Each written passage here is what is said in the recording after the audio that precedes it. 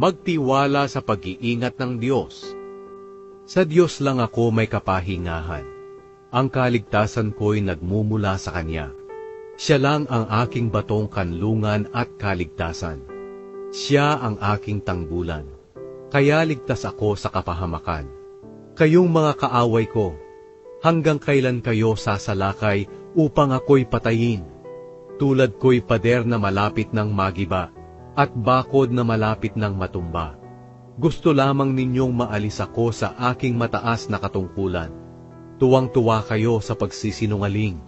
Kunwari pinupuri ninyo ako, ngunit sa puso ninyo'y isinusumpa ako.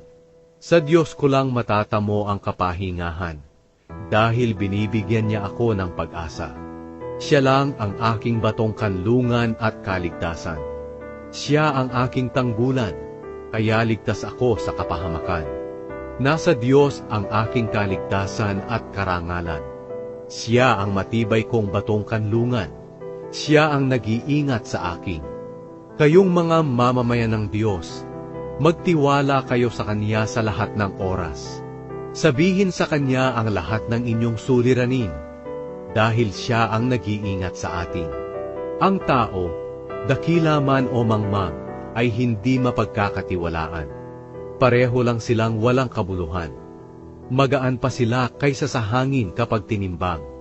Huwag kayong umasa sa perang nakuha sa pangingikil at pagnanakaw.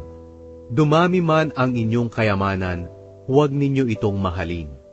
Hindi lang isang beses kong narinig na sinabi ng Diyos na nasa Kanya ang kapangyarihan at tapat ang Kanyang pag-ibig. Tiyak na gagantimpalaan ng Panginoon ang tao ayon sa Kanyang mga ginawa.